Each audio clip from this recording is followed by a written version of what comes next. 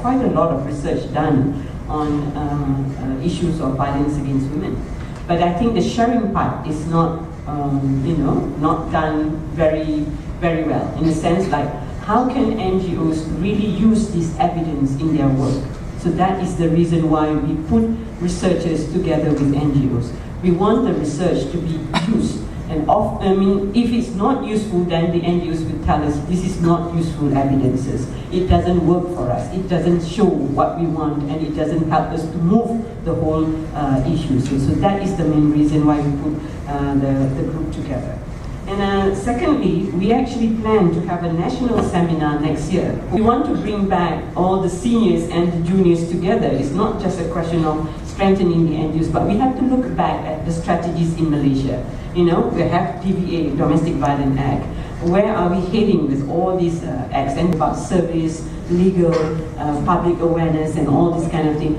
Try to tune us into looking at what is going on in our strategies, yeah? And if it doesn't work, what will work? And the real person who can actually tell us is people on the ground. People who are actually working with the women, people who are actually seeing this in reality. So we want a working one, right? We want a task force, not a top force, to demonstrate our solidarity of women globally against violence against women.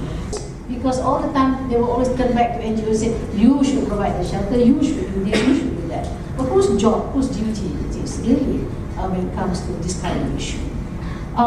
And then, how can we, to me, that I'm a researcher, but I'm also an activist. I'm one of those few groups of people who we consider ourselves as an academic activist. And basically in KANITA, which is me, we are not an NGO, we are a women's development research center at the university, the only autonomous at the moment academic center that does research on women, based in USM. So how do we bring data, which at the moment, as you know, data on violence against women are no longer accessible from the police. Because this data dulu dia orang supply kepada Kementerian Wanita. Jadi Kementerian Wanita boleh keluarkan booklet tentang kes-kes, berapa setahun sekurang-kurangnya kes yang dilaporkan kepada polis. But now, they no longer supply that because they say it's confidential. So semua data sekarang jadi confidential. Jadi orang macam kita yang researcher pun tak boleh akses data ini.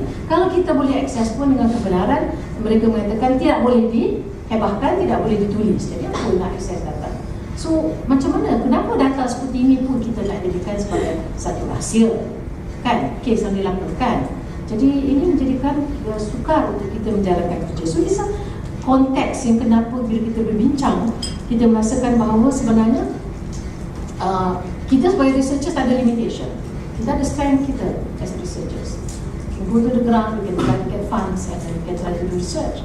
But to bring this research further into action, there's no point. When Siti, myself, Noraida, and the gang, Intan and all have been, the university has been commenting and critiquing that we are not publishing this data in high impact journal. So that's what the university does. Okay, high impact journal, tidak produktif. Dan kita merasakan bahawa data seperti ini sepatutnya dikongsi dengan masyarakat, dengan NGOs, dengan policy decision maker. Jadi apa yang kita nak buat sebelum kita hantar untuk publication, kita nak supaya data ini kita jadikan satu seminar yang besar yang kita cadangkan untuk tahun depan, di mana kita akan membawa NGO dan juga policy decision makers and other stakeholders together to sit and listen to the data and say, okay, here's data that I think was done very well, and how do we use this kind of data to deal with cases of violence against women.